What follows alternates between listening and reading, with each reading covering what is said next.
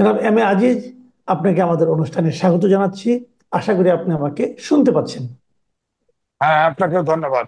শুনতে পাচ্ছি। আজিজ ভাই, একটা জিনিস ইদানিং বিভিন্ন মহলে আলোচিত হচ্ছে যে আসলে এই রাজনীতিতে আমাদের সামনের দিনগুলো কি হবে কি না হবে, এটা বিভিন্ন রাজনৈতিক দলের যে বক্তব্য সেখান থেকে মানুষ বোঝার চেষ্টা করছে। কিন্তু অনেকে বলছেন যে জামাত আসলে কি চাচ্ছে এটা অনেকের কাছে ক্লিয়ার না। জামাত যেন মনে হচ্ছে যে এক একবার এক এক কথা বলছে কিনা। যেমন তারা প্রথমে বললো যে আগে সংস্কার, তারপরে নির্বাচন করতে হবে। তারপরে তারা বললেন যে না, রমজানের আগেই নির্বাচন করতে হবে। তারপরে আবার তিনটা শর্ত দিলেন, এই যার মধ্যে বিচার করতে হবে, স্বৈরাচারের বিচার সহ আরো দুইটা শর্ত, তিনটা শর্ত পূরণ করতে হবে, তারপরে নির্বাচন করতে হবে। আজকে আবার ওনারা বলছেন যে আগে স্থানীয় সরকার নির্বাচন করতে হবে, তারপর জাতীয় নির্বাচন করতে হবে। এখন এই স্থানীয় সরকারের ব্যাপারে তো আবার বিএনপির বক্তব্য ভিন্ন রকম।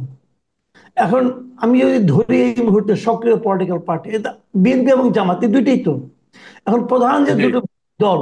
এই দুটো দলে যদি এই মানে স্থানীয় সরকার এবং জাতীয় নির্বাচন দুটো নিয়ে এরকম একটা মানে সম্পূর্ণ বিপরীত অবস্থান হয়, তাহলে কি আলটিমেট ফলটা কি হবে? নির্বাচনটা কি আরো পিছিয়ে যাবে, অনিশ্চিত হবে? আর জামাতের এই রাজনীতিটাকে আপনি আসলে কিভাবে ব্যাখ্যা করছেন? ধন্যবাদ আপনাকে। নির্বাচন প্রসঙ্গে পরে বলি, আগে জামাতের অবস্থান সম্পর্কে বলি। যখন 5ই আগস্ট পরিবর্তন হয়, তখন কিন্তু আমরা লক্ষ্য করেছি যে জামাত ইসলামিক দলগুলোকে একসাথে নিয়ে নির্বাচন করে তারা সরকার গঠন করবে, এই লক্ষ্য নিয়ে তারা আগাচ্ছিল। এবং নির্বাচনটাকে ধীরে করার জন্য আপনার নানান শর্ত দিচ্ছিল, যেমন সংস্কারটা আগে হতে হবে, তারপরে নির্বাচন। অর্থাৎ যাতে বিএনপি দুর্বল হয়, কারণ বিএনপি আওয়ামী লীগের পরে তো এখন বিএনপি বড় সংগঠন। হ্যাঁ। তো সেখান থেকে আমরা মাঝখানে দেখলাম যে কিছুদিন যাওয়ার পরে আপনার জামাতের বোধহয় রিয়েলাইজেশন আসছে। জামাত লন্ডনে কিন্তু বেগম খালেদা জিয়া এবং তারেক রহমানের সাথে দেখা করেছে। সেখান থেকে এসে বলছিল যে আমরা জাস্ট তার স্বাস্থ্যের অবস্থা, অসুস্থ মানুষ, তাকে দেখতে গেছি। এখন এটা কিন্তু ব্যক্তিগতভাবে আমি বিশ্বাস করি নাই, এই জন্যই যে রাজনীতিবিদের সাথে দেখা করবে, সেখানে রাজনৈতিক আলোচনা হবে না, এটা আমার কাছে বিশ্বাস হয় নাই। পরে মানব জমিন কিন্তু একটা মোটামুটি আকার ইঙ্গিতে একটা স্টোরি করেছিল। সেখান থেকে যেটা আমি অনুভব করেছি, রাজনৈতিক বিষয়ে তো আলোচনা এসেছে। এমনি তো কুশল জিজ্ঞেসই করে মুসলমান হিসেবে আপনি কেমন আছেন না আছেন। তারপরে নির্বাচন হয়েছে। আমার কাছে যেটা স্টোরিটা পড়ে মনে হয়েছে যে এই যে জামায়াতের আচরণ, এটা যদি বিএনপি যদি দেখা যায় যে ছাত্ররাও এই যে এনসিপি তাদের নিয়েও কিন্তু মুভ করতেছে একটা পক্ষ, যে বিএনপির থেকে কিছু সিট নিয়ে দেওয়া। যদি দেখা যায় যে জামাত আপনার থার্ড পার্টি হয়ে যায়, আমার মনে হয় এই কারণেই দৌড়ায় লন্ডনে গিয়ে দেখা করছে। দেখা করার পরে তারা এসে কিন্তু ঠিকই বললো যে আপনার রোজার আগে নির্বাচন চাই। হ্যাঁ, সকল কিন্তু সংস্কারের কথা বলে নাই। পরের দফায় আবার বললো যে না, ওই সময়ের ভিতরে সংস্কার করে নির্বাচন চাই। পরে আপনার দেখেন তারপরে শর্ত দিল যে সংস্কার করে নির্বাচন চাই। তারপরে এখন এরপরে এগুলো বিচার করে সংস্কার করে তারপরে নির্বাচন চাই, এবং উচ্চ কক্ষ আনুপাতিক নির্বাচন চাই, নিচের কক্ষ যাই হোক। কালকে সিলেটে গিয়ে জামাতের আমির বললেন যে আপনার সংস্কার করে এবং নির্বাচন করতে হবে, এবং সেখানে বলেছে উচ্চকক্ষ যদি আনুপাতিক হারে হয়, দুটো কক্ষ হয়, তাহলে দুইটা জায়গায় আনুপাতিক হারে হলে অসুবিধা কি, এটাই আমরা চাই। দ্বিতীয়ত, স্থানীয় সরকার নির্বাচন আগে চাই। এতে আমার কাছে মনে হচ্ছে যে এই যে পরপর তাদের পরিবর্তন, এতে করে তাদের এখন আবার যে ছাত্রদের সংগঠন এনসিপি, তাদের সাথে কিন্তু মোটামুটি মত কিন্তু মিলে যাচ্ছে প্রস্তাব। এখন ডক্টর মোহাম্মদ ইউনূস তিনিও কিন্তু ছাত্রদেরকে এই দলের পৃষ্ঠপোষকতা দিচ্ছেন, তিনি স্বীকার করুক আর না করুক। এনসিপি নিবন্ধিত না, জামাত নিবন্ধিত না, অথচ তারা যা বলছে তা হচ্ছে। কিন্তু নিবন্ধিত দলের সাথে বৈঠক হয়, তাদেরকে এমসিকিউ কোশ্চেন করে সব। তারপরে আমি বলবো যে ডক্টর মোহাম্মদ ইউনূস কিন্তু বলেছিল এখনো যদি আপনি ইউটিউব মাস মিডিয়াতে যান, পাবেন তার বক্তব্য যে যতটুকু সংস্কার হয়, যতটুকুতে একমত হয়, ততটুকু নিয়েই আমরা নির্বাচনে যাব। হ্যাঁ, যদি কেউ একমত না হয় তাহলে একমত হলো না, আমরা জানিয়ে দেব, সবাইকে জানিয়ে দেব ওয়েবসাইটে, সবাই দেখবে কোনটাতে হ্যাঁ করলো না করলো, আমরা নির্বাচনে চলে যাব।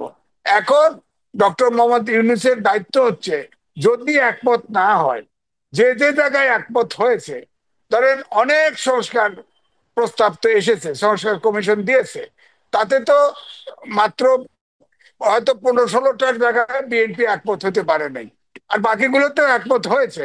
এখন নির্বাচনে দিয়ে দিক। এখন যদি তিনি নির্বাচন এই অজুহাতে নির্বাচন ডিলে করেন, তিনি বলেছিলেন ডিসেম্বর থেকে জুনের ভিতরে নির্বাচন হবে। আপনি বলেন ডিসেম্বর চলে, ডিসেম্বরের পরে তারপরে আবহাওয়া পরিবর্তন হতে থাকে বাংলাদেশে, ঝড় বৃষ্টি আসবে, রোজা আসবে, ঈদ আসবে, তারপরে স্কুলগুলা আপনার পরীক্ষা হবে, এসএসসি পরীক্ষা, তারপরে এসএসসি পরীক্ষা, এইচএসসি পরীক্ষা, ঈদ হবে, বন্যা হবে, এবং স্কুল ভোট কেন্দ্র হয়, স্কুলের টিচাররা আপনার ইলেকশন সেন্টারে তারা ডিউটি করে। সুতরাং এই যে যদি আপনি ফেব্রুয়ারির পরে চলে যান কোনো মতে, তাহলে ফেব্রুয়ারিও না, জানুয়ারির পরে গেলেই কিন্তু আর নির্বাচন করা সম্ভব হবে না। তখন হয়তো এইসব অজুহাতে আবার নির্বাচন পিছাবে। অর্থাৎ এখন যে আপনার ধরেন ডক্টর মোহাম্মদ ইউনূস, তিনি কিন্তু পাবলিক রিলেশনে পৃথিবীর ভিতরে বিখ্যাত। তিনি যেখানেই যায় সেখানেই দেখা যায় কয়েকটা লোক বলে 5 বছর আজীবন থাকেন আপনি, এগুলি বলে। এগুলো শুরু করছে তো উনি কি এই গ্রামীণ ব্যাংকের মতো রিটায়ারমেন্ট 60 বছরে থাকলেও উনি শেষ পর্যন্ত অ্যাপিলেট ডিভিশন পর্যন্ত গেছে এটাকে রক্ষা করার জন্য। তিনি একবার যখন চেয়ারে বসে গেছেন, তিনি কি তাহলে ওই যতদিন থাকা যায় আজীবন থাকা যায় চেষ্টা করবেন? কিন্তু আমার প্রশ্ন হচ্ছে, 111-এর সরকার ফখরুদ্দিন মঈনুদ্দিন যখন ক্ষমতা নেয়, তখনও কিন্তু এই জনগণ এই রাজনৈতিক দলগুলোর থেকে মুক্তি পাওয়ার জন্য সমর্থন করেছিল। কিন্তু শেষ পর্যন্ত কিন্তু দেখা গেছে যে আজকে এই ফখরুদ্দিন আর মঈনুদ্দিনের কোনো খবর নাই। নিশ্চয়ই আন্তর্জাতিক খ্যাতিসম্পন্ন ব্যক্তি ডক্টর মোহাম্মদ ইউনূস এবং বাংলাদেশের সম্পদ, তিনি ফখরুদ্দিন মঈনুদ্দিনের মতো অবস্থা হোক এটা আমরা চাই না। তিনি নির্বাচন দেখ, কারণ হচ্ছে দেশের এই যে ওয়ার্ল্ড ব্যাংক ফোরকাস্ট করছে আমাদের এভারেজ জিডিপি গ্রোথ হতো সাধারণত 6.5 থেকে 7-এর ভিতরে, এবারে হবে 3.3%। আপনার ডাইরেক্ট ইনভেস্টমেন্ট নাই, বিনিয়োগ নাই, ব্যবসা নাই, বাজার দর বাড়ছে। সুতরাং কোনো জায়গায় কিন্তু সুখবর নাই, সুখবর নাই। খালি 24 জন মানুষ গড় আপনার এসি রুমে বসে আছে, গদি ধরে আছে। তারপরে আপনি দেখেন পৃথিবীতে আপনি কোথাও দেখাইতে পারবেন যে এইভাবে আপনার বিদেশি নাগরিক সহ একটা সরকার চলে? আপনার জাতীয় নিরাপত্তায় সেখানে উপদেষ্টা হচ্ছে একজন বিদেশি নাগরিক। পৃথিবীতে কোনো দেশ দেখাইতে পারবেন যে জাতীয় নিরাপত্তা অন্য দেশের হাতে তুলে দেয়? আমাদের এখানে তো ব্রিটিশ বাংলাদেশি নাগরিক, ব্রিটিশ সিটিজেন একজন তো আমাদের দেশের রাষ্ট্রদূত হয়ে আসছিল, তাকে বোমাও মারছে, কিন্তু সে তো ব্রিটিশ ইন্টারেস্টের বাইরে কোনো কথা বলে নাই। সুতরাং আমি বলবো যে এই সরকারটি এনজিও এবং বিদেশি নাগরিক 2-1 জন আমলা আছে, এ নিয়ে এই সরকার চলছে। এই সরকারটা আসলে মুক্তিযুদ্ধ করে দেশ স্বাধীন হয়েছে, এখানে বিদেশি নাগরিকরা এই দেশ চালাচ্ছে। এটা আমার মনে হয় এই অবস্থাটা চলা উচিত নয়, চলতে পারে না। আমার মনে হয় যে ইমিডিয়েটলি নির্বাচন দিক, তাহলে আমাদের সম্পদ ডক্টর মোহাম্মদ ইউনূসেরও ইজ্জত থাকবে, তিনিও ফখরুদ্দিন মঈনুদ্দিনের মতো অবস্থা হবে না। আমরাও, আমার মনে হয় যে নির্বাচন হোক, দেশে একটা রাজনৈতিক স্থিতিশীলতা আসুক, ইনভেস্টমেন্ট আসুক, বিনিয়োগ আসুক। তা না হলে ওনাকে দেখে অন্তর্বর্তীকালীন সরকার ওনার ব্যক্তির কারণে অনেক প্রতিশ্রুতি, উনি গেলেই প্রতিশ্রুতি দেয় যে আপনি কি সাহায্য চান, কি সাহায্য চান, সব সাহায্য দেব, কিন্তু সাহায্য তো আসে না। এ পর্যন্ত $2.1 বিলিয়ন প্রতিশ্রুতি পাইছে, একটা টাকাও দেশে আসে নাই। আপনার বিনিয়োগ সম্মেলন হলো, 3,100 কোটি টাকার আপনার বিনিয়োগ করবে প্রতিশ্রুতি পেল, একটা প্রতিশ্রুতিও আসবে না। আপনি দেখেন, এই যে আমি বলছি যে আপনার আইএমএফ এর লোন, যেটা ফ্যাসিস্ট সরকারের সময় ছিল, সেটারও থার্ড চুক্তি আটকায় গেছে। আইএমএফ এর লোন চুক্তি আটকায় তখন কখন, যে দেশ রিপে করতে পারবে না, পেমেন্ট করতে পারবে না তার তখন। তো এটাও তো ঝুলে গেছে। সুতরাং আমার মনে হয় এইটা যদি সেই জুন পর্যন্ত, অর্থাৎ আগামী বছর পর্যন্ত যদি চালায়, তাহলে এই দেশটা কিন্তু ফেল স্টেটের দিকে চলে যাবে, এই জি, দেশকে দাঁড়ানো মুশকিল হবে। আমি এখন আরেকটা প্রসঙ্গে যাচ্ছি। সেই প্রসঙ্গটাও মোটামুটি কিন্তু বেশ গুরুত্বপূর্ণ হয়ে দেখা দিয়েছে দু একদিনের মধ্যে। আপনি দেখবেন যে এই নতুন সরকার আসার পর যে নতুন নতুন রাজনৈতিক দলের জন্য জন্মের একটা হিড়িক পড়ে গেছে। ওই দিন একটা হিসেব করে দেখলাম যে গত 9 মাসে নতুন 26টা দলের জন্ম হয়েছে, ঘোষণা হয়েছে, এবং বিচিত্র বিচিত্র সব নাম, এবং যেগুলোর শীর্ষে অদ্ভুত অদ্ভুত লোক। যেমন কয়েকদিন আগে দেখলাম একটা নাম হয়েছে, নামও বিচিত্র, আম জনতা পার্টি। তা আম জনতা পার্টি ঠিক ছিল, কিন্তু আর আগে আবার হুম। আ লাগাই। তো এইগুলি, এবং তার শীর্ষে কে আছেন, এমন একজন ব্যক্তি যিনি নাকি প্রতারণার দায়ে সাজাপ্রাপ্ত ব্যক্তি, সাজা পেয়েছেন, সাজা ভোগ করেছেন, এমন একজন লোক। তো যাই হোক, এগুলি চলছে। সর্বশেষ যেটা ঘটলো, এটা আমাদের একটু, আমরা হয়তো মানে বলবো যে একটু ব্যতিক্রমী, যে দীর্ঘদিন ধরে যিনি আপনার নিরাপদ সড়কের জন্য আন্দোলন করেছিলেন, সেই ইলিয়াস কাঞ্চন সাহেব, তিনি যেটা প্রধান এবং যার মহাসচিব হলেন আমাদেরই মানে কলিগ সাংবাদিক শওকত জগতের শওকত মাহমুদ, প্রেস ক্লাবের উনি সভাপতি ছিলেন, তিনি এটার সাধারণ সম্পাদক। তো এরকম একটা হলো। এবার এখানে আবার আরেকজন কিছু লোককে দেখলাম, যে শাহ আবু জাফরের মতো লোককে দেখলাম। শাহ মোহাম্মদ জাফর নাকি, এই যে আপনার ফরিদপুরের, যিনি নাকি এক এক সময় এক এক পার্টি, যেন সর্বশেষ এই কি এমএনএম না কি একটা পার্টিতে গিয়েছিলেন। যাই হোক, হ্যাঁ। এই সমস্ত লোকজনকে নিয়ে একটা পার্টি করা হলো। এই যে নতুন নতুন পার্টি হচ্ছে, এটাতে কি প্রমাণ করে? তাহলে কি দেশে এখন রাজনীতির জন্য খুবই অনুকূল পরিস্থিতি, নাকি আমাদের উর্বর মাটিতে এরকম হয়, নাকি এটা কোনো ইতিবাচক দিক দিয়ে আসবে আমাদের রাজনীতিতে?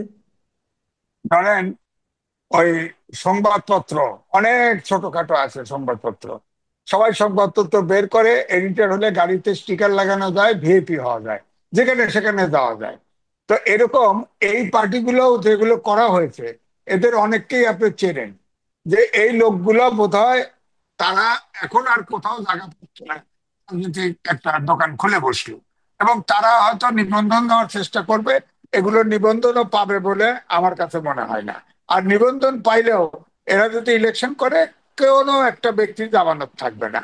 তারপরেও তারা করছে, নিশ্চয়ই এখানে যার যার অসৎ উদ্দেশ্য আছে, অথবা এটা কোনো এজেন্সির লোক, তাদের পক্ষে দেশি বিদেশি কোনো এজেন্সির লোক, তাদেরকে এভাবে পার্টি করানো হচ্ছে। হ্যাঁ, নাইলে তারা পার্টি করবে কি করে? এবং যেসব নেতা, এইসব নেতা আপনি বলেন তো, একটা পার্টির একটা নেতা, আপনার ইলিয়াস কাঞ্চন সাহেব, সে পলিটিক্স করে নাই, তিনি নায়ক ছিলেন, এরপরে নিরাপদ সড়ক আন্দোলন করছেন।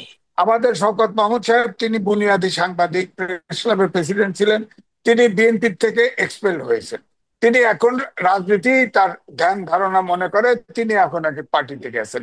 তো তিনি তো আমি দামি নির্বাচনের সময় তো সরকারের অনুকম্পা নিয়ে নির্বাচন করেছেন, পাশ করেন নাই।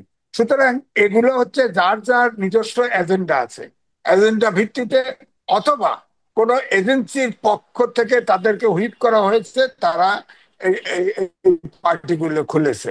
অযথা এই রাজনীতিটাকে আরো বেশি বিতর্কিত, আরো বেশি আবর্জনা মুক্ত, আবর্জনা যুক্ত করার জন্য এই পার্টিগুলো হয়েছে। এই পার্টিগুলোর কোনো প্রয়োজন নেই। এমনি আমরা 60-70টা পার্টি আছে, আবার কি এই পার্টি কি করবে এই দেশের জন্য? এই পার্টিগুলো করা মানেই হচ্ছে দেশের রাজনীতি নাই। সঠিক রাজনীতি যদি থাকতো, গণতান্ত্রিক ব্যবস্থা থাকতো, আইনের শাসন থাকতো, সুশাসন থাকতো, এইসব লোকগুলি কিন্তু রাজনীতি করার মতো স্পেসই পাইতো না, তারা চিন্তাও করতো না। এবং দেশ বিদেশের ইনফ্লুয়েন্স যদি না থাকতো, বিদেশের ইন্টেলিজেন্স বলেন আর বিদেশি রাষ্ট্রের ইনফ্লুয়েন্স বলেন, না থাকলেও এই পার্টি, অনেক পার্টি হতো না। আমার কাছে মনে হয়েছে এই পার্টিগুলো হয়েছে দুটোর যে কোনো একটা কারণে, এবং এই পার্টিগুলো আপনি দেখবেন নির্বাচনের পরে শেষ হয়ে যাবে, এই পার্টি থাকবে না নির্বাচন যদি হয়। তবে নির্বাচন নিয়ে কিন্তু আমি বেশ আগে কিছু আশান্বিত ছিলাম। আমি ডক্টর মোহাম্মদ ইউনূস তার পক্ষে যখন 6 তলা উঠায় নামায়, আমি তাকে জাতীয় সম্পদ মনে করে তার পক্ষে লেখা লিখছি, কিন্তু তখন কেউ ছাপতে চায় না। অনেক রিকোয়েস্ট করে করে সিনিয়র সাংবাদিক হিসেবে রিকোয়েস্ট করতে ছাপে দিছে। এখন তো দেখতেছি ও মা, সারা দেশটাকে ছাত্ররা সরকার চালানোর জন্য প্রচারণা দিচ্ছে, আর হলো কয়তো তোমরা ব্যবসা করো। আরে ভাই, বিজ্ঞানের যুগে দেশটা চালাবে কে? 6 থেকে 7টা ব্যাচ ছাত্র আজকে দেশ চালানো ব্যস্ত। প্রত্যেকটা মিনিস্ট্রিতে একটা করে ছাত্র বসায় দিছে, এবং তারা কিন্তু সবার বিরুদ্ধে দুর্নীতির অভিযোগ। এই ছাত্ররা ইলেকশন করবে। এই ছাত্ররা এখন কয়েকজন কেমোথেরাপি খাইতে খাইতে ছোট হয়ে গেছে। এবং উনি যদি জুন মাস পর্যন্ত এই নির্বাচন না দেয়, আমার ধারণা ওনার পক্ষে একটি লোকও থাকবে না কথা বলার। সুতরাং ওনার নিজেই নির্বাচন দেওয়া উচিত। জি, আপনি যে কথাটা বললেন যে এই নির্বাচনটা নিয়ে, এই নির্বাচনের তারিখ নিয়েও কিন্তু নানা ধরনের আলোচনা আপনারা দেখছেন। বিএনপি আলোচনা করতেছে, আওয়ামী লীগ আপনার জামাত আলোচনা করতেছে। সেটা নিয়ে আমরা এক দফা আলোচনা করলাম যে বিএনপি বলেছে ডিসেম্বরে আগে হতে হবে। আপনি নিজেও বললেন যে ডিসেম্বরে না হলে হয়তো সেটা আগামী বছরের ডিসেম্বর পর্যন্ত যেতে পারে। নানা বিষয় আপনাদের ব্যাখ্যা করে বললেন। তো আমার বক্তব্যটা হলো, এক্ষেত্রে আপনার ব্যক্তিগত মতামতটা কি? সরকার যেভাবে বলছে ডিসেম্বরের মধ্যে নির্বাচন অনুষ্ঠান করা কি খুব বেশি কষ্টকর কোনো কিছু হবে? না, চিফ ইলেকশন কমিশনার আজকেও বলছে যে সংস্কার কমিশন যাই করুক না কেন, আমরা নির্বাচনের প্রস্তুতি নিচ্ছি। তারা ডিসেম্বরেই নির্বাচন করতে প্রস্তুত, যদি যার সরকার যদি ক্লিয়ারেন্স দেয় নির্বাচন করা। তো কিন্তু আমার কাছে মনে হচ্ছে সরকারের ভিতরে, বিবিসি একটা রিপোর্ট করেছিল, বিবিসি বাংলা, জি। যে সরকারের ভিতরে সরকার আছে যারা নির্বাচন দিতে চাচ্ছে না, তারা ডিলে করতে চাচ্ছে। হ্যাঁ, এটা নানান কারণে হতে পারে। ওই একই কথা, আমাদের দেশের নির্বাচনের আগে তো বাইরের শক্তির ইনফ্লুয়েন্স থাকে, আবার নিজস্ব এজেন্ডাও থাকে। সব মিলে আমার কাছে মনে হয় আমি নির্বাচনে অনিশ্চয়তা দেখতে পাচ্ছি, এবং দেশটা আসলে খুব সমস্যার পথে আগাচ্ছে। আমার মনে হয় যে ডক্টর মোহাম্মদ ইউনূস বিরাট অর্থনীতিবিদ, তিনি মানুষকে হিপনোটাইজ করতে পারে। রাষ্ট্রপ্রধান, সরকার প্রধান, অর্থনীতিবিদ সবাইকে উনি আহ করতে, হিপনোটাইজ করতে পারে। কিন্তু উনি রাজনীতিতে ভুল করছেন। আমি পরিষ্কার বলবো, উনি রাজনীতিতে ভুল করছেন, অথবা তাকে ভুল পথে পরিচালিত করা হচ্ছে। তিনি ভুল করছেন, তাকে নির্বাচন এখন দেওয়া উচিত। এখন হয়ে গেছে, কোনো কিছুই অর্থনীতি চলছে, কিছুই সে পায়নি। সুতরাং এখন যদি উনি ডিলে করে, তাহলে ওনার কিন্তু মঈনুদ্দিন ফখরুদ্দিনের মতো অবস্থা হবে। জি, অনেক ধন্যবাদ জনাব এম এ আজিজ। প্রিয় দর্শক, আপনারা শুনলেন দ্য ফিনান্সিয়াল পোস্টের চিফ এডিটর জনাব এম এ আজিজের বক্তব্য, এবং উনি যথেষ্ট খোলামেলা এবং সহজ সরল ভাষায় সব বলে থাকেন। আপনাদের কেমন লাগলো আমাদেরকে লিখে জানাবেন। পরবর্তীতে আমরা আবার এই নিয়ে কথা বলবো, ওনার সঙ্গে আগামীতে আবার মিলিত হওয়ার চেষ্টা করব। আপনারা সবাই ভালো থাকবেন। এখন এই পর্যন্তই। আল্লাহ হাফিজ।